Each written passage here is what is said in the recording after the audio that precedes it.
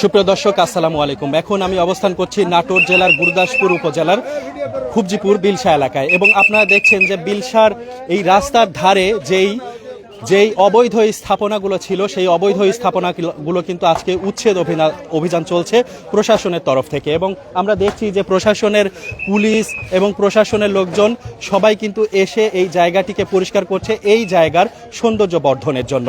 প্রায় গত বছরের আগস্ট মাস থেকে, আগস্টের 30 তারিখের পর থেকে কিন্তু বিভিন্ন সময় এদেরকে বিভিন্নভাবে তাদেরকে নোটিশ করা হয়েছিল, এবং সেই নোটিশ তারা কিন্তু অমান্য করেছে, এবং অমান্য করার পরে তারা দীর্ঘদিন কিন্তু এইভাবে স্থাপনাগুলো এইখানে রেখে দিয়েছিল। পরবর্তীতে এই পানির মৌসুম শুরুর আগেই তাদেরকে আবারও নোটিশ করা হয়েছে, মাইকিং করা হয়েছে, তারপরও তারা কোনো তোয়াক্কা করেনি। প্রশাসনের কোনো তোয়াক্কা না করার কারণে আজকে কিন্তু এই উচ্ছেদ অভিযান চলছে, এবং এই উচ্ছেদ অভিযান সফলভাবে সম্পন্ন হলে এইখানটার সৌন্দর্য অনেক গুণ বেড়ে যাবে বলে স্থানীয়রা মনে করছেন এবং এলাকাবাসীরা মনে করছেন। তো দর্শক, আসুন আমরা একটু দেখি যে এখানে কিভাবে উচ্ছেদ অভিযানগুলো পরিচালনা হচ্ছে। এখানে প্রশাসনের তরফ থেকে অনেকেই রয়েছে, উপজেলা প্রশাসক ইউনো ফাহমিদা আফরোজ এবং এসিল্যান্ড ভূমি আসাদুল ইসলাম কিন্তু এখানে উপস্থিত আছেন। তো এই জায়গাতে কিন্তু প্রায় আমরা যেটুকু জানতে পেরেছি যে প্রায় 29টি দোকান রয়েছে, সেই 29টি দোকান কিন্তু আজকে একযোগে উচ্ছেদ করা হবে। আমরা একটু এসিল্যান্ড ভূমি আসাদুল ইসলাম ভাইয়ের সাথে একটু কথা বলতে চাই।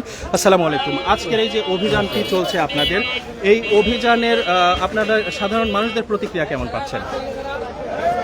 আসলে আমরা গত পরশু এসেছিলাম, তো এর আগে এখানে যারা সাধারণ মানুষ আছেন তো তারা আসলে খুশি আর কি। সাধারণ মানুষ চাচ্ছেন, যেহেতু এটা হচ্ছে বিলসা অঞ্চল হচ্ছে আমাদের পর্যটনের অপার সম্ভাবনা এলাকা, তো আমাদের যে এই যে ঝুপড়ি ঘরগুলো আছে, টং ঘরগুলো, এগুলোর জন্য কিন্তু আসলে সৌন্দর্য হানি হচ্ছে। আমাদের যারা দর্শনার্থী আছে তারা ঠিকমতো চলনবিলের সৌন্দর্য উপভোগ করতে পারছে না এই বিলসা পয়েন্ট থেকে। তো এগুলো যদি অপসারিত হয়, এবং পাশে একটা মার্কেটও আছে, যারা হয়তো দোকান পাবার যোগ্য তারা এখানে আবেদন করলে, যারা আজকে ভুক্তভোগী মনে হচ্ছে তারা কিন্তু এখানে দোকান পাবে।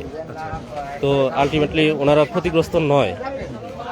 এছাড়া ইউনো স্যার আরও আশ্বাস দিয়েছেন, যদি কেউ দোকান না নিতে চায়, যদি অন্য কোনো পেশায় যেতে চায়, যে ভ্যান চালাবে বা রিক্সা চালাবে, সেটাও হয়তো পর্যায়ক্রমে উপজেলা প্রশাসন থেকে সহায়তা করা হবে। তো আর এলাকার আমরা সাধারণ মানুষের সাথে কথা বলেছি, তারা বলেছে যে স্যার এটা পরিষ্কার করলে তাদের জন্যই সুবিধা। অসংখ্য ধন্যবাদ। আমরা কথা বলছিলাম এসিল্যান্ড আসাদুল ইসলামের সাথে। তিনি বলছিলেন যে যাদের ঘর আজকে উচ্ছেদ হচ্ছে তাদেরকে কিন্তু পুনর্বাসনের ব্যবস্থা করা হবে, এবং এইখানে পাশেই একটি কিন্তু মার্কেট রয়েছে, সেই মার্কেটে তাদের জন্য ঘর বরাদ্দ দেওয়া হবে এবং সেই ঘরে তাদেরকে পুনর্বাসন করা হবে। তো সেই ক্ষেত্রে তারা যে ক্ষতিগ্রস্ত হবে না, এটা তিনি নিশ্চিত করে বলেছেন। তো দর্শক, এই ছিল আমার হাতে থাকা সর্বশেষ সংবাদ। সবাই ভালো থাকবেন এবং সুস্থ থাকবেন। আল্লাহ হাফেজ।